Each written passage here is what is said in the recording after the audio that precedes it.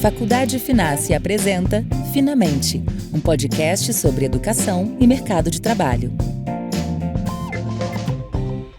Olá, seja bem-vindo ao podcast Finamente, um podcast da Faculdade Finassi. Eu sou a Rafa Ferraz e esse é um podcast sobre mercado de trabalho e educação para você que é estudante, para você que é professor, educador, para você que tem curiosidade sobre o tema, sobre educação. Afinal de contas, né, gente, conhecimento e aprendizagem nunca é demais. E sempre ao meu lado aqui para receber os nossos incríveis convidados que sempre trazem muito conteúdo. Aqui comigo, Thiago Mateus. Tudo bem, Rafa Ferraz? Sejam todos bem-vindos. Para você que acompanha o nosso podcast Finamente, siga aí nas plataformas youtube.com/Faculdade Finassi ou nas principais plataformas de stream para trazer assuntos interessantíssimos, Rafa, sobre estudo, mercado de trabalho, conhecimento. E hoje o nosso convidado é biomédico, Rafa. Temos muitas dúvidas, muitas perguntas, inclusive. Muitas, já tô cheia aqui. Ele nos ensinar, né? Ele também é mestre em ciências de saúde e doutorando em biofotônica aplicada à saúde, com atuação em neurociência experimental. Chique. Fale um pouco a respeito, Rafa. Não, você não. Daqui a pouquinho. Daqui a pouquinho. Porque é complicado. Só que atualmente ele também é professor universitário, ele é pesquisador com um foco nos efeitos da fotobiomodulação e da exposição ao álcool no desempenho cognitivo, Rafa. Com uma carreira marcada pela conexão entre ensino e pesquisa, ele também orienta alunos de graduação em biomedicina, buscando inspirar futuras gerações de cientistas e profissionais da saúde. A gente está falando com Gabriel Almeida da Silva. Oi, Gabriel, seja bem-vindo. Obrigado pelo convite, pelo espaço. Olha, Gabriel, a gente sempre tem, quando a gente apresenta nossos convidados, né, Ti, é um currículo grande, mas aí o seu currículo é muito interessante, é diferente, a gente vai precisar traduzi-lo aqui. E você que não está vendo, mas está ouvindo, Gabriel tem 28 anos. Ele começou a primeira graduação dele com 10 anos de idade, né, Gabriel? Não, com 17. Então tá bom. Na idade ainda. Então, já vamos emendar. A primeira pergunta é isso. Como foi o início da sua trajetória profissional na área da saúde? Já tem doutor? Já é doutor Não, ou está doutorando? Isso, Está doutorando. Isso, ainda não. Então, fala um pouquinho como começou a sua carreira, como é que a biomedicina entrou na sua vida. Não foi logo de cara. Não? Não. Quando foi chegando ali o momento para decidir o que eu tinha que fazer da vida, eu decido que eu vou virar músico. Essa era a ideia. Eu vou ser músico, aquela adrenalina. Quem nunca, né? Aquela adrenalina, jovem, sabe? quem nunca, né? Antes de subir no palco, aquela adrenalina, o frio na barriga. Você sempre quis isso, sabe? Aquilo faria a minha vida toda fazer sentido. Só que os meus pais, eles chegaram pra mim e falaram, não, estuda música depois que tiver uma profissão. Não que musicista não fosse uma profissão, mas... Vamos deixar isso claro, gente. Isso. Musicista apresentador, ator. Mas assim, é uma profissão com mais segurança, com mais perspectiva. Eu escolhi publicidade e propaganda e como segunda opção, biomedicina. Assim, aleatoriamente. Mas assim, biomedicina do nada. Não, tinha parentes que tinham começado o curso, mas pararam. Então, eu sabia que tinha a área da saúde e biomedicina e tinha publicidade e propaganda, porque eu tinha ouvido falar por aí. Gente, mas Sempre áreas assim, totalmente diferentes. Completamente diferentes. Tá. E no dia do processo seletivo, por um acaso assim, eu inverti. A primeira opção eu coloquei biomedicina. Aí eu acabei entrando. Porque independente do curso que eu escolhesse ali, a ideia era fazer a faculdade enquanto o tempo passava, pra depois começar a estudar música. Tanto faz, era comunicação ou biomedicina. Qualquer uma dessas. Tá vendo, gente? É só começar, depois você encontra o Qualquer uma caminho. dessas. Às vezes o caminho é esse. Acho que foi no quarto semestre que eu fiz uma apresentação, a primeira apresentação ali em público, e eu comecei a ter umas sensações bem familiares, como adrenalina antes de apresentar, o frio na barriga, todo mundo te olhando. A mesma coisa de subir no palco. De estar no palco. É. Eu falei, caramba, isso aqui parece o palco. Olha. Isso aqui é uma profissão, né? Então, eu começo a abraçar todo tipo de apresentação que aparece. Né? Ali, bem mais ou menos, era o começo de tudo, não tinha nada pra agregar ali. Né? Era só o texto, o livro mesmo ali, copiado. E foi passando. Aí, no meio do caminho, eu conheci ótimos professores que viam esse potencial pra ser um comunicador. Um professor, na época, nem me importava. Porque não importava qual era a matéria, você estava exercendo sua outra habilidade. Eu queria falar. Então, no final do ano de 2018, eu acho uma professora que estava me avaliando, ela falou, por que você não entra no mestrado?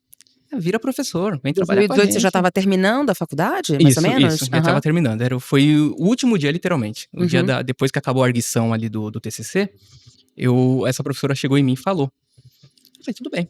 Aí eu entrei no mestrado, agora a cabeça já era outra, a música tava indo pro hobby, já não era mais a profissão. Mas você já tinha gostado mesmo da biomedicina? Ela realmente te pegou de jeito, então? Não, era a apresentação. Era a apresentação, tá bom. Não importa o tema, o importante é apresentar. Mas a questão da saúde, ela sempre me encantou, assim, de que, sabe aqueles assuntos onde você tem curiosidades aleatórias? Então, as minhas curiosidades aleatórias eram relacionadas à saúde. Sim. Porque fulano de tal é assim e não assado, coisas assim. Então, eu entro no mestrado e ali o primeiro choque é que eu vejo que para ser professor você tem que ser pesquisador também, no mestrado. Tá, nesse sentido. Só que na época ali eu queria falar, eu queria ensinar, queria comunicar, conversar sobre ciência, mas eu não tinha empolgação para fazer a pesquisa. Mas graças a Deus eu encontrei professores ali no meio do caminho que literalmente me puxaram pela mão, até que quando estava próximo de terminar, ali já no meio de tudo aquilo, eu acabo deixando de ser um entusiasta e assumo essa postura de pesquisador. Ô, Gabriel, para todo mundo que participa aqui do podcast, né, Rafa, e começam a contar a história, né, o começo de tudo, eles vêm com aquela bagagem, assim, que me acompanhou desde sempre, ou já sentia desde criança, né, ou as influências que teve. No seu caso, foi o caminho inverso, né? Foi. Você acabou descobrindo no meio do caminho o que você viria a ser, né? O que você é hoje como profissional. Isso já dá para mostrar para todo mundo que é possível, né? Esse caminho também. Então, inclusive, como professor, como docente, também foi meio que sem querer, como você contou, foi um convite, então. Foi um convite. Então, as coisas podem, sim, para o estudante que está agora sem saber direito como começar, o que fazer, no meio do caminho, dá para ser levado, guiado? Dá, eu descobri isso no 4º semestre, né, como eu disse. Então, até então, eu só tava empurrando. Gabriel, eu ia fazer uma brincadeira. Primeiro, assim, explica, por favor, a diferença entre medicina e biomedicina, porque eu ia brincar com você, mas perdeu a graça. Que eu falei assim, você queria fazer medicina e aí parou na biomedicina. Que a gente do lado de fora tem essa sensação. Qual a diferença do biomédico e do médico? Bom, eu estudo o biomédico, né, não somente os outros biomédicos também estudam o corpo humano a partir da perspectiva da fisiologia, patologia, enquanto que o médico, ele, de modo geral, a grosso modo, ele lida com o paciente diretamente com foco em diagnóstico. O biomédico também, ele não atua com o paciente, mas vai estar voltado mais para os exames laboratoriais exames de imagem, laboratorial, tudo, de sangue, em tudo. Geral, isso. Tá, e isso está diretamente envolvido com pesquisa. Exatamente. Tá, e aí só pra gente seguir, Ti, já queria então, porque a gente falou muita coisa aqui do currículo dele, posso adiantar já essa parte? Mestre em Ciências da Saúde e doutorando em biofotônica aplicada. Gente, não tem negócio aquele negócio que toma pra crescer. Eu juro que eu quase li isso. Tá, Ciências da Saúde. Ciências da Saúde é o quê? Vamos explicar pra quem tá ouvindo. E biofotônica aplicada à saúde. A Ciências da Saúde tem grandes áreas ali da biologia, então tem biomedicina, tem farmácia, tem fisioterapia. Ciências da Saúde. Ciência que envolve saúde. Tá. Exatamente. Tá. Isso. Biofotônica, você perguntou isso? E agora? Doutorando em biofotônica aplicada à saúde. A biofotônica também é uma área que ela combina a biologia, ela vai combinar a biologia e a tecnologia luz, como a luz pode ser o laser, o LED, sabe, ou o infravermelho, para modular ali os sistemas corporais, com foco no diagnóstico e tratamento. Isso é biofotônica? Isso é biofotônica, isso. Tá, com atuação em neurociência experimental. Traduz o currículo do menino. Ok, eu faço parte do nosso trabalho, ela é em fotobiomodulação neuronal, certo? Então seria no cérebro. Tá bom. Nesse campo do cérebro, eu trabalho com o experimento comportamental, certo? Legal isso. Comportamento. Agora eu já posso falar da minha pesquisa? Pode, então já entra aí, por favor. A linha da nossa pesquisa é a exposição alcoólica no desenvolvimento, certo? Tanto no pré-natal quanto no pós-natal. E a exposição alcoólica ali nesses períodos mais críticos de desenvolvimento, sobretudo no cérebro, que é o órgão mais afetado por essa exposição, ela acaba causando esses déficits cognitivos.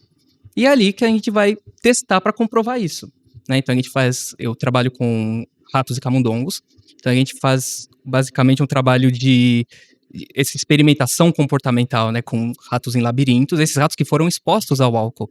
Então, o nosso primeiro trabalho, ele foi no pré-natal, onde as ratas grávidas, elas consumiram o álcool de forma espontânea, e nós analisamos os efeitos desse álcool, foi mais na expressão dos genes no hipocampo desses animais, tá? Então não teve nada de comportamento, foi só mais análise das expressões gênicas, sobretudo em 2 sistemas que a gente trabalha ali no hipocampo, que é o sistema renina-angiotensina e o sistema calicreina-cinina.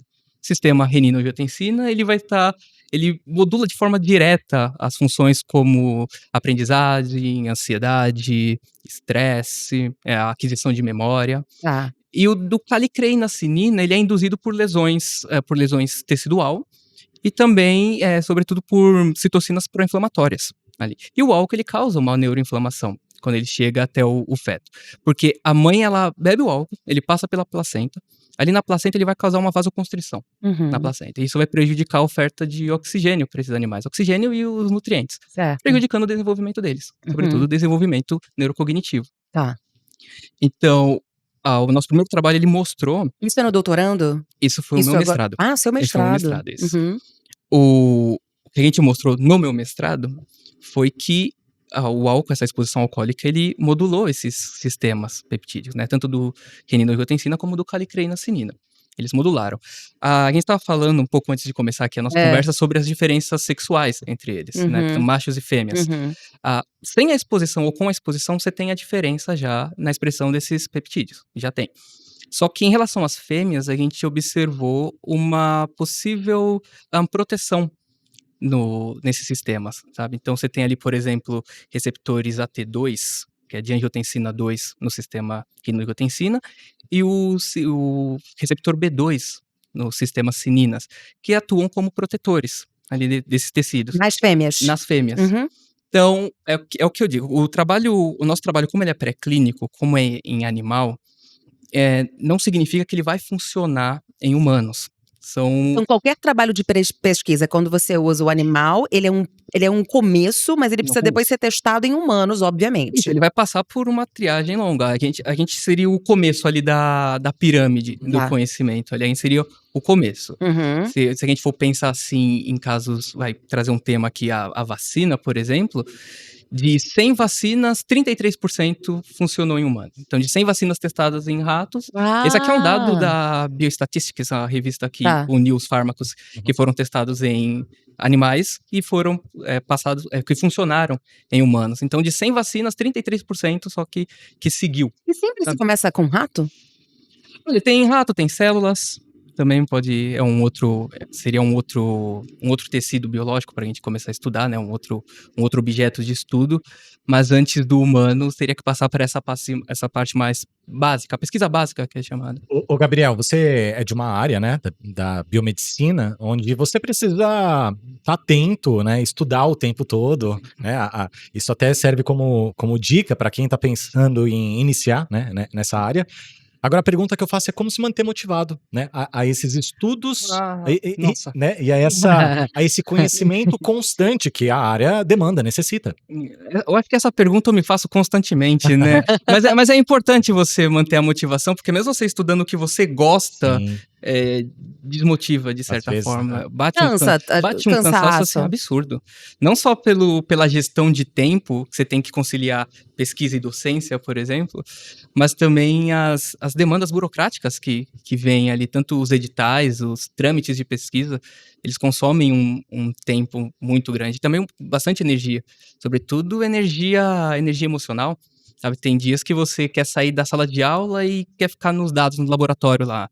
Ou então sua cabeça está nos dados científicos, na escrita científica, só que seu coração precisa estar inteiro ali com os alunos. Então, é uma questão de equilíbrio aqui, nem sempre a gente acerta. Então você faz as duas coisas. Então, você está estudando, está pesquisando e ainda dá aula. E você concilia. Tem alguma coisa que você goste mais do que a outra, ou você acha que uma está totalmente ligada à outra? Se eu fosse escolher entre uma e outra, eu escolheria a docência. Porque a pesquisa ela tá mais ali nos bastidores. Eu gosto de aparecer, eu tô na sala. Então eu gosto das duas. Tá. Assim, né? A pesquisa eu aprendi a gostar. Mas te torna um melhor professor? Ser pesquisador? Sem dúvida, porque a pesquisa ela te permite atualizar os seus conteúdos, né, com base nas evidências mais recentes. Assim, eu gosto de falar que o professor que pesquisa, ele ensina com mais profundidade. E o pesquisador que ensina, ele pesquisa com mais intuito, com mais profundidade, não profundidade, mas com mais afinco, sabe?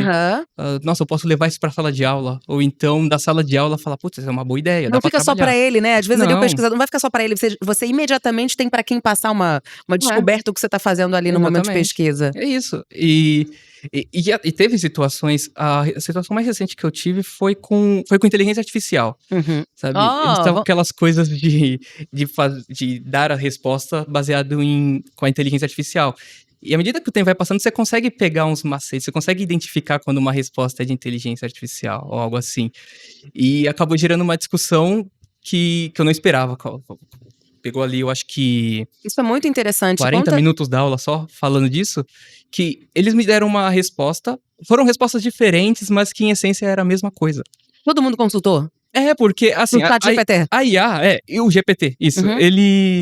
Ele te dá o conceito daquilo que você tá pesquisando, aí ele vai te dar 3 exemplos, e depois ele finaliza com uma conclusão. A estrutura é meio... É a mesma. Idêntica, né? Mudam as palavras. Isso, é a mesma coisa. E eu fui levar pra eles isso, e eu usei um exemplo que aconteceu com a gente, com o nosso grupo de pesquisa.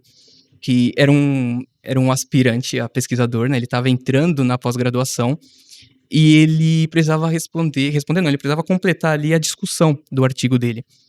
E foi uma demora, porque a discussão demora mesmo, só que ele tava demorando muito mais, assim, do que o previsto, e até que ele apareceu. Magicamente ele apareceu com a fórmula lá. Só que quando a gente começou a ler, a gente ligou e o professor responsável, a gente viu que o trabalho dele, baseado nas referências que ele tinha trazido ali, já tinha sido feito. Então não era um trabalho inédito. Como que a gente ia publicar isso? Aí a gente foi atrás do trabalho que ele referenciou. Só que ali eram autores chineses, só que não tinha a revista, ou seja, a inteligência artificial, ela criou a revista, ela criou a universidade, baseada no texto da pesquisa que ele tinha jogado ali. Uau. Então, aí a gente chegou pra conversar, explicou pra ele, e eu acabei colocando isso pra eles. Falei, vocês vão confiar a nota de vocês na IA? Nem sempre ela acerta. Então, você tem que alimentar a IA para que ela traga as respostas ali. E à medida que vão atualizando, às vezes a atualização de hoje não vai ter na última atualização, porque não deu tempo. E foi o que aconteceu nesse caso, na nossa pesquisa ali, que a nossa pesquisa era inédita.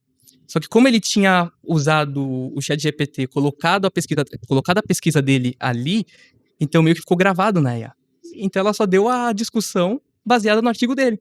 Por isso que o choque foi grande. Falei, poxa, já fizeram esse trabalho.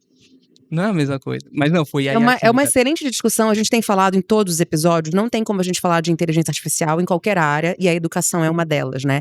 E a gente sempre tem dito aqui o seguinte. A IA como ferramenta, ela é incrível. Mas tem que saber usá-la.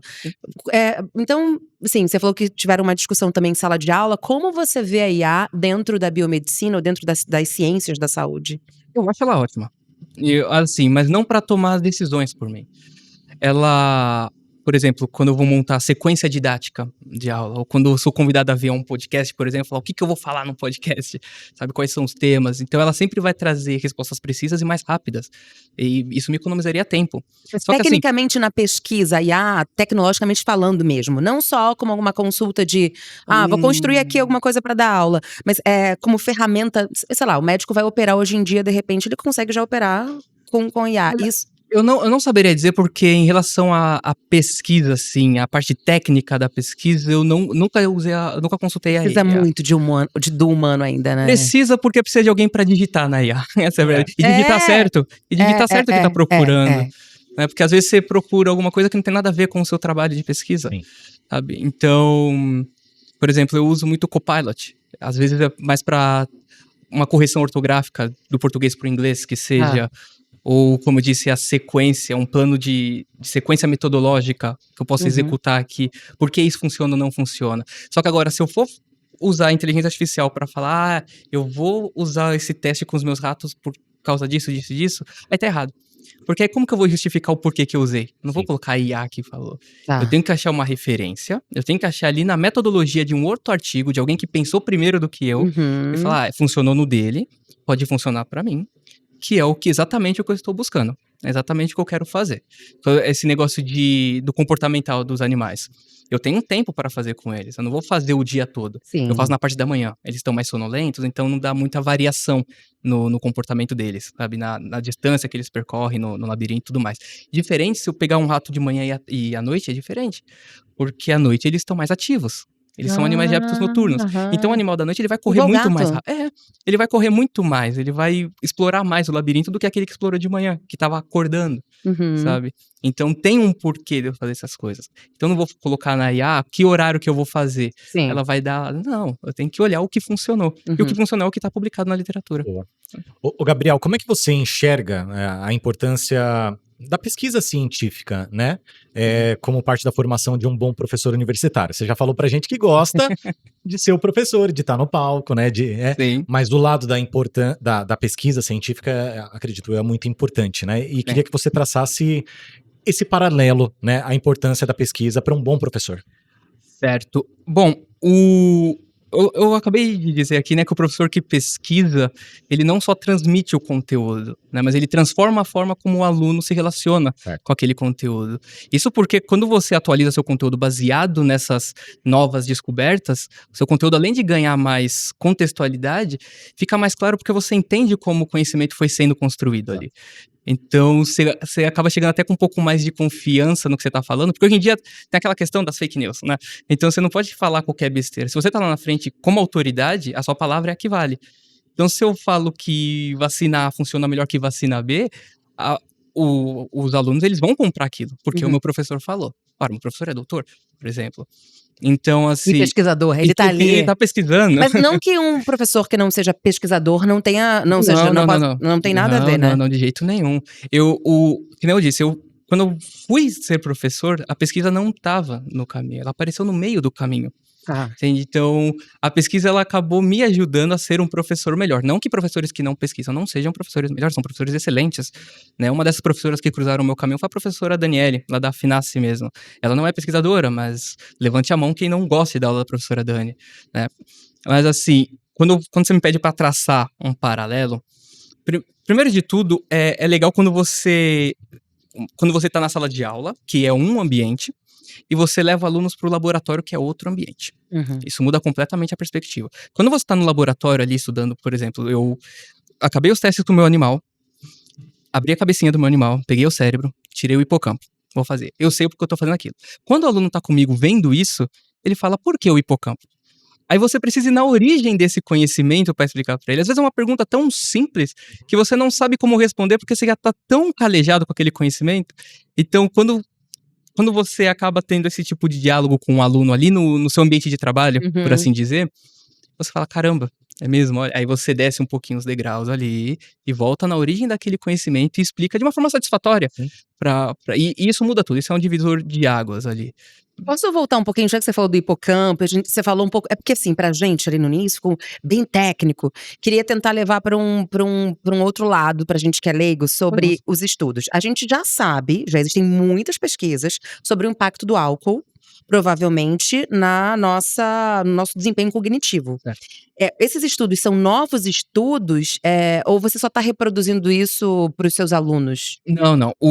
Esse estudo com álcool, da exposição alcoólica no pré-natal, vem lá de sei, Guaraná com rolhas, não sei, muito antigo, né? Os primeiros estudos foram lá atrás com humanos.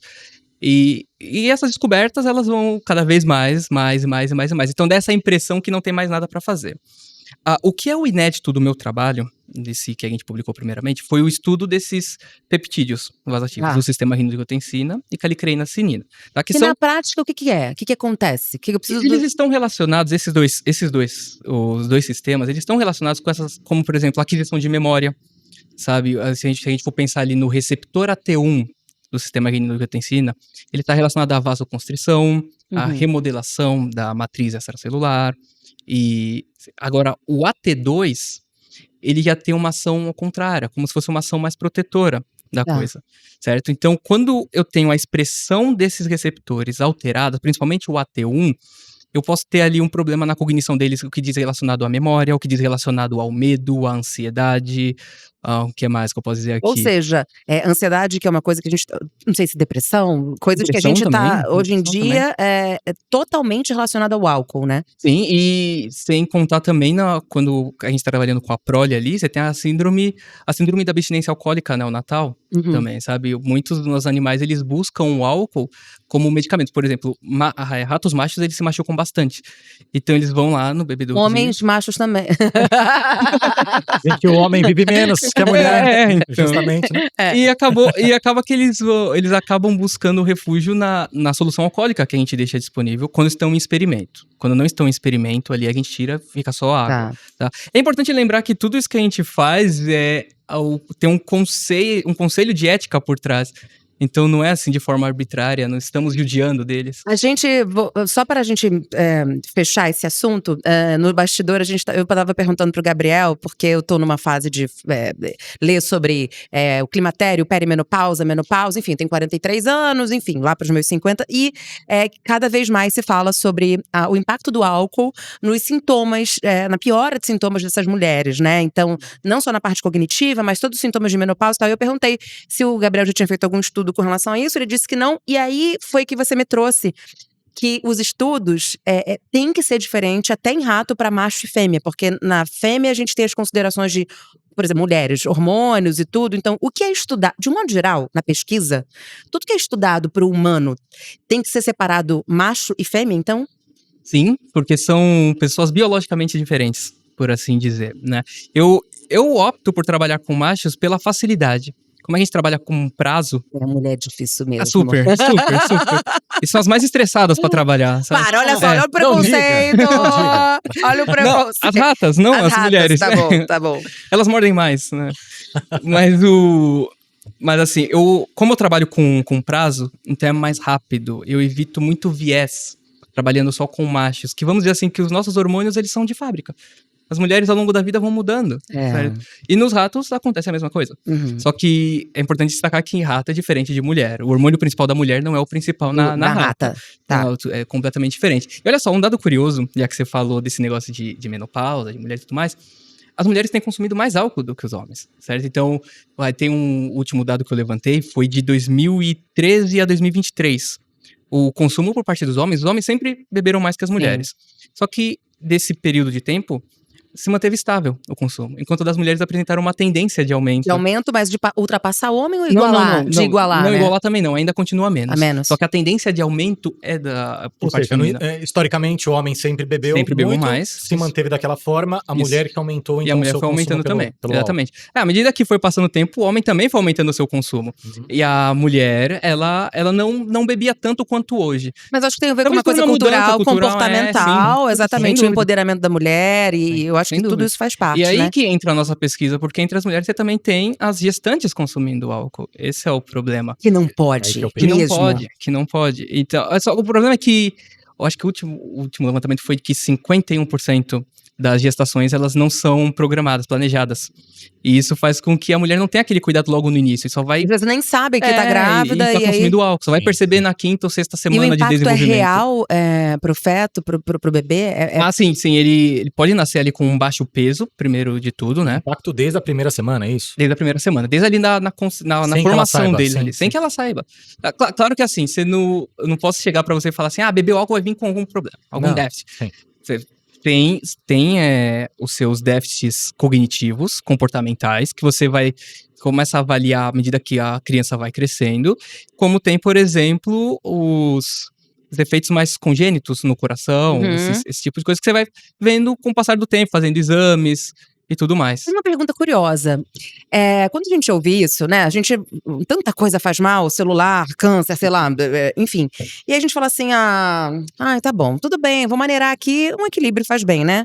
Mas não vou parar totalmente. Quando você trabalha com isso, pesquisa isso, e entende tecnicamente como um leigo não entende, isso faz você mudar, levar pra tua vida, pro teu dia a dia, essa mudança de comportamento de repente, não vou beber álcool. Não.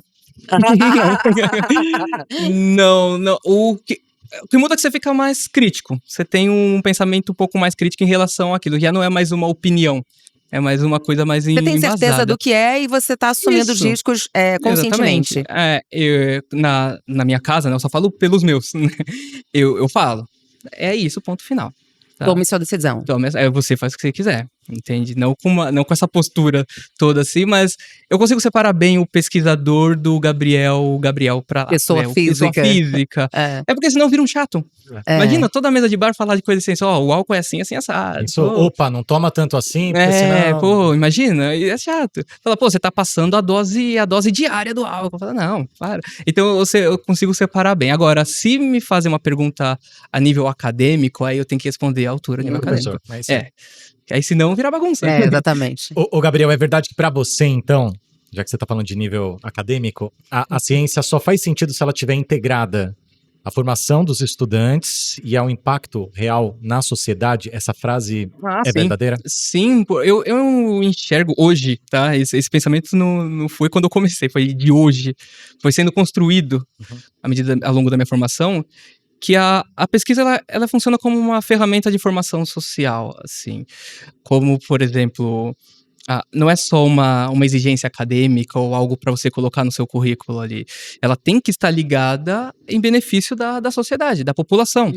Ali. Então, projetos de extensão ou iniciação científica mesmo, eles ajudam a resolver problemas como doenças que são negligenciadas ou até mesmo essa diferença que tem entre o acesso à educação e à saúde. Então, o professor pesquisador, ele acaba atuando como uma ponte entre o saber científico e a população.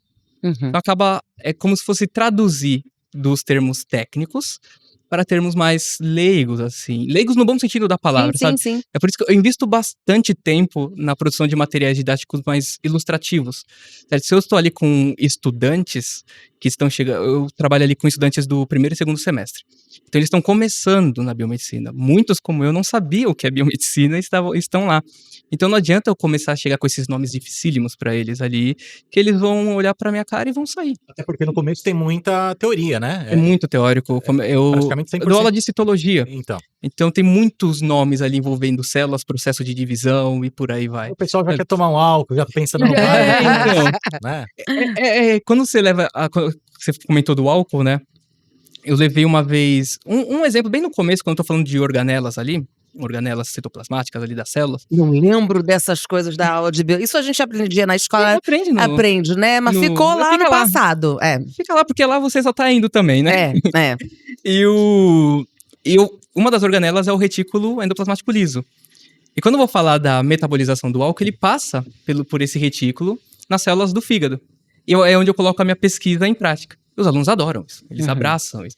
Então, ficar dali pra frente é só falando sobre álcool. Aí vem essas curiosidades. E se beber tanto faz isso? E se beber tanto? Só que aí já não é mais a minha. Se beber tanto faz isso, eu não sei. Eu trabalho com fetos, então é outra coisa. E eu fiquei pensando aqui, quando essa pergunta que o Thiago fez sobre a ciência aplicada, assim, dentro da formação acadêmica ou dentro da sociedade. A gente andou numa fase aí, onde a ciência sendo muito descredibilizada, né? Enfim, como é que a gente muda isso? O que tá acontecendo? Qual é a sua opinião sobre isso? Olha, primeiro que, falando assim, não da população em geral, que a população é leiga, mas eu acredito muito na culpa da academia mesmo. Não da minha academia, ou academia A, B ou C, mas da academia, no modo geral, de preparar pesquisadores, sobretudo cientistas, mais críticos, que não estão ali apenas para encher o currículo de publicações, né? Porque tem dessas. E você tem muitas revistas científicas chamadas de revistas predatórias, que são revistas que elas cobram para você publicar, mas ela também vai publicar qualquer coisa que você publicar lá. Jura? Qualquer coisa. Não, calma aí. Você publica, mas isso não quer dizer que seja uma boa publicação. Não, depende da revista que você vai publicar. Tá. Essas revistas predatórias, elas são revistas que aceitam qualquer coisa. Sim, ok. Certo? Desde que você pague um dinheiro para elas. Então, por exemplo, na época da pandemia, saiu um monte de papers, né, de artigos sobre Covid, porque na época não tinha muito. Então, qualquer coisa era novidade. Hoje em dia tem um monte que já foi retratado, que já tiraram dali. Isso já era errado. Era errado porque o que falaram... o que falou antes não se sustentou ao longo do tempo e não se sustenta. Até hoje você vê muitas coisas assim. Aliás, de onde veio essa coisa? A gente vacina há tanto tempo, tantas doenças deixaram de existir por conta de vacina. O que aconteceu? Eu acho que teve uma questão política muito grande, apesar disso. Mas da onde veio essa fake news? E eu acho que também pela velocidade que ela surgiu. Só que o que acontece, o que o pessoal não considera, ou que pouco foi divulgado, é que já estavam sendo desenvolvida a vacina para SARS-CoV-1. Então ela já tinha uma base. E como era uma situação de emergência pública, foi investido muito dinheiro. Então pulou toda aquela parte burocrática que demora anos. Pra poder acelerar o processo. Mas o problema é que eu tô vendo pais e mães não vacinando vacinas que a gente tava vacinando outro dia. Exatamente. Eu entro no lugar que a ciência tá sendo questionada de algo que já funcionava. Exatamente. Então você tem primeiro... Doenças que estão voltando que não existiam mais. Que não existiam. Então, você pega essa população que ela naturalmente ela já é leiga. Aqui no Brasil a gente não tem uma cultura de ciência assim bem robusta, você já não tem, a começar pelo nosso investimento que é curtíssimo, né? Fora que tem cortes direto na saúde, na pesquisa científica e tudo mais. Não só na científica, mas também em outros tipos de pesquisa, você tem cortes nisso. Então você vê que os nossos governantes também não ligam tanto para isso. Então, além disso, você tem a formação de profissionais, assim, que não são tão bons, tão qualificados. Qualificados, digo assim, no senso crítico, de questionar, do não saber. Em todas as áreas, né? A gente tem uma formação de profissionais. De não saber, de querer criticar, de se posicionar. Essa é a verdade. De chegar no microfone e se posicionar e falar, é assim, assim, assado. São poucos que fazem isso. Sim. E você junta isso com a polarização política que houve de uns tempos pra cá, onde o porta-voz deles era contra, então a galera fala, é verdade, então é contra tudo isso daí. E tem várias teorias, e é mais fácil acreditar nessas teorias, porque pra fazer pesquisa você tem que pensar um pouco. Então pensamento crítico, gente, pensamento crítico, vamos estudar. Ô Gabriel, o podcast Finamente, né, que ele é feito, foi concebido aqui pela Faculdade Finassi, ele justamente, né, quer trazer esses assuntos, né, à tona, falar com os estudantes, falar com os professores, né, abrir esse leque de informação, de boa informação. E eu queria saber da sua opinião, como que as universidades, inclusive, elas podem ajudar aí a aproximar, então, né, a população da ciência e da saúde preventiva, já que a gente está falando dessa desinformação. E você já disse, ele acabou de dizer que é um problema da academia, isso. Então, o que ela pode fazer que ela não está fazendo, né? Como contribuir. E também falar um pouco de saúde preventiva, que a gente vive num país onde não se valoriza a saúde preventiva, porque há um interesse, não sei se da farmacêutica, de, na verdade, só distribuir o remédio e não cuidar da saúde, né? Sim. Duas perguntas em uma aqui. O que a academia pode fazer, além de investir não na qualidade do ensino com os alunos, mas na qualidade da formação desses pesquisadores. Porque a culpa não é do leigo. O leigo não sabe, ele vai acreditar naquele que estudou. Só que aquele que estudou, se ele não se dedicar, assim, com uma formação robusta, por assim dizer, ele vai acabar falando abobrinha e o leigo vai comprar isso. O que é uma formação robusta para você? Graduação, pós-mestrado, doutor. Isso faz parte da formação do pesquisador, né? Você começa na graduação. Básico, né? Porque na graduação você tem o primeiro contato com o pensamento científico. Tanto, naturalmente, ao longo dos anos, vocês e eu, a gente adquire conhecimento sem muito questionamento. Sabe? Você tem o conhecimento de senso comum, filosófico, religioso.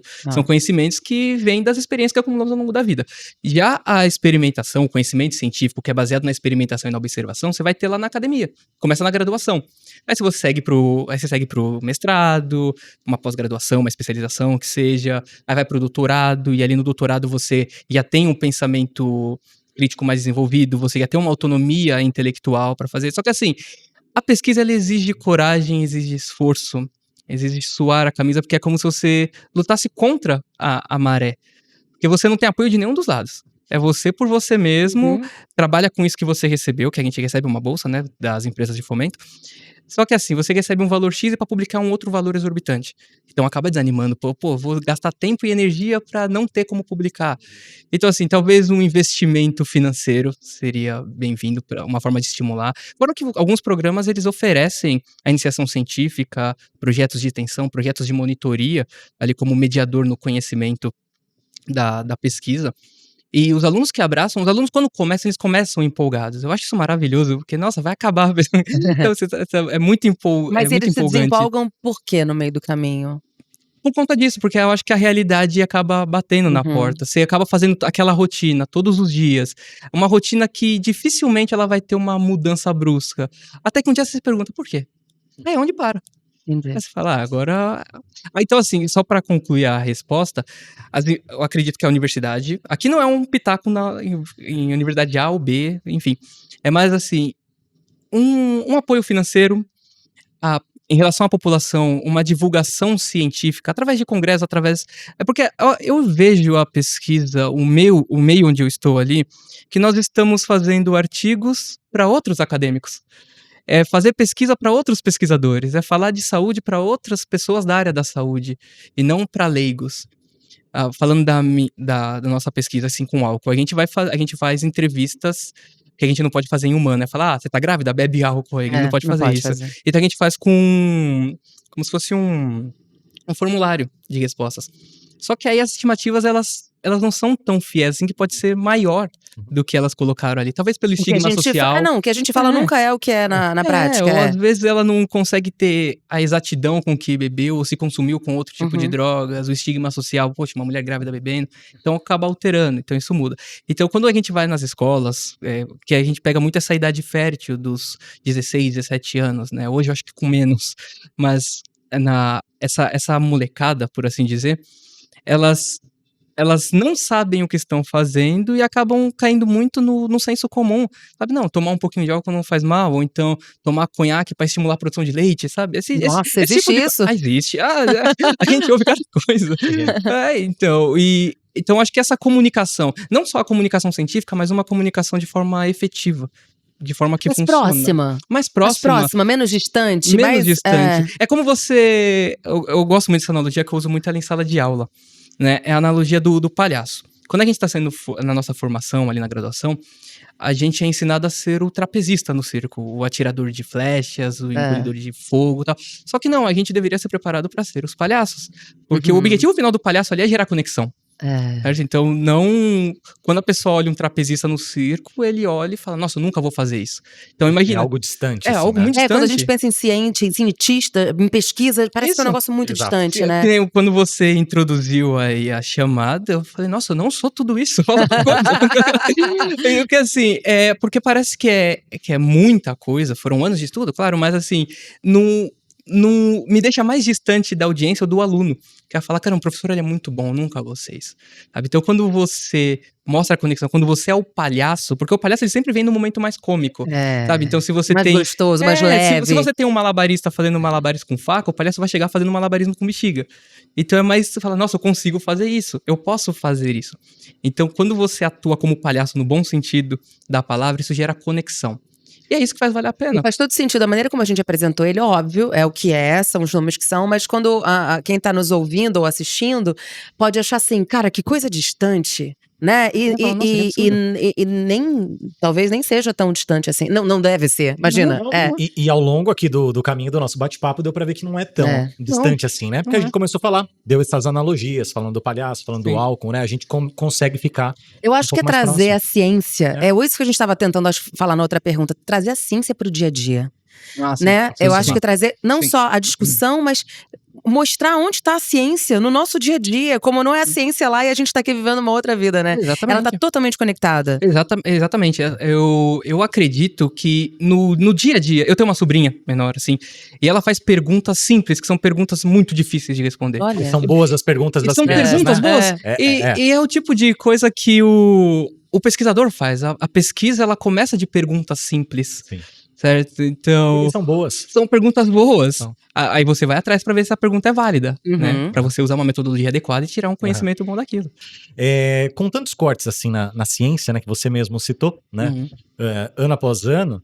E também nas pesquisas, né? Nesses últimos tempos. O que te faz continuar acreditando e apostando, botando fé na carreira científica? São pessoas que vão se descobrindo, né, como você descobriu no meio do caminho, ou são pessoas apaixonadas, né, pelo conhecimento, por ir atrás, por pesquisar? O que faz você ser um otimista da sua área?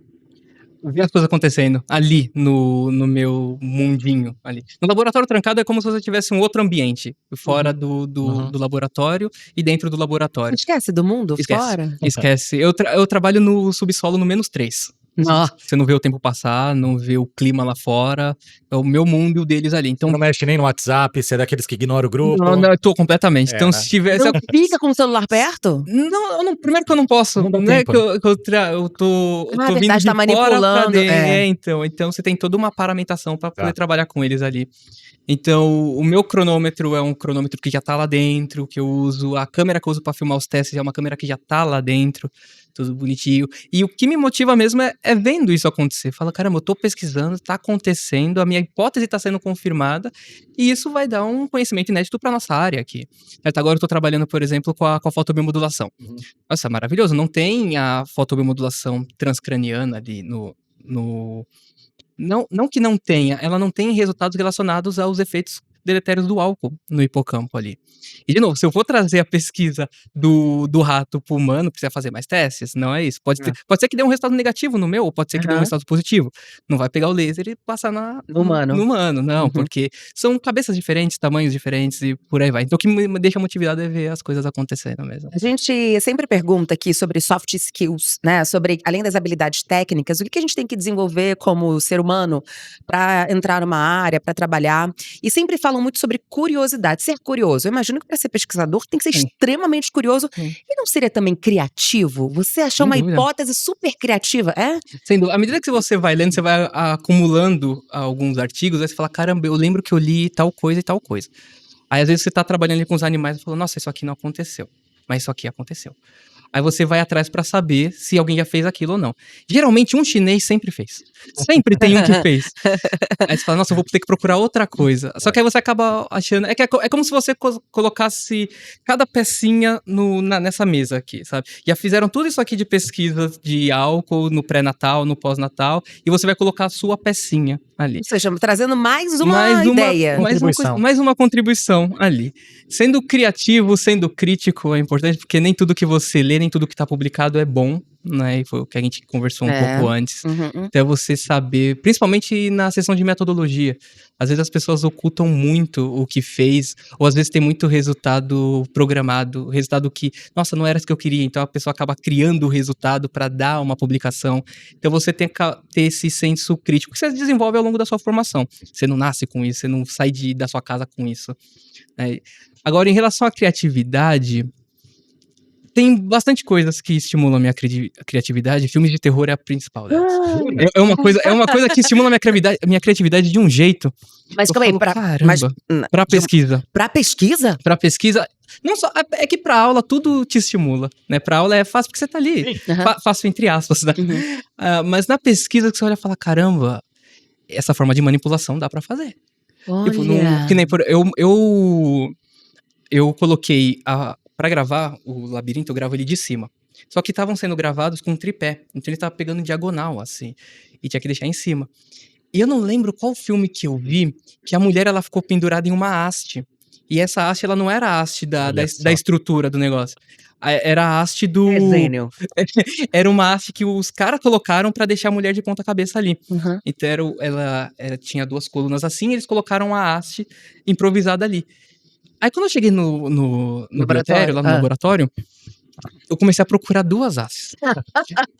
Porque ali eu tinha as estruturas das estantes, onde ficam as gaiolas. Eu tinha as estruturas. Vou pendurar alguém aqui de cabeça pra baixo. Eu posso colocar... No caso, eu ia pendurar a câmera pra filmar de cima. Achei que era você, Gabriel. Não.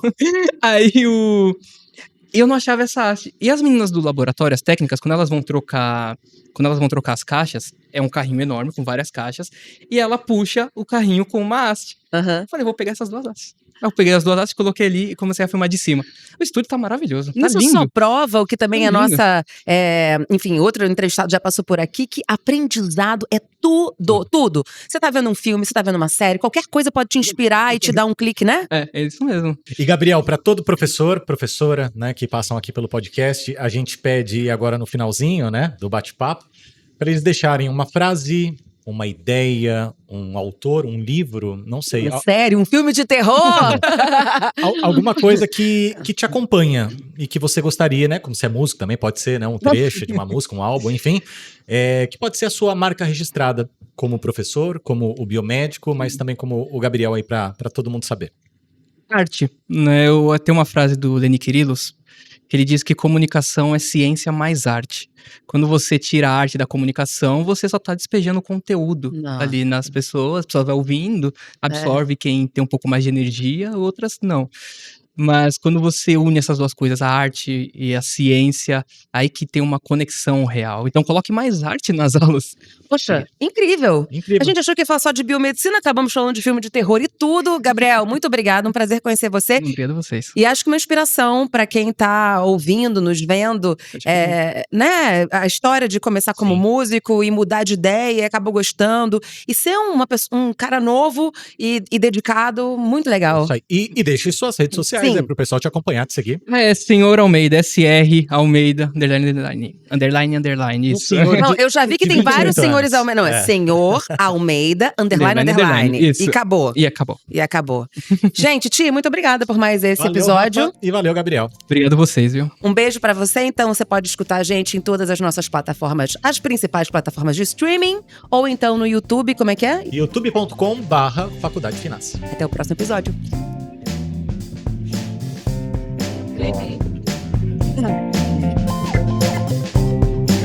Tudo.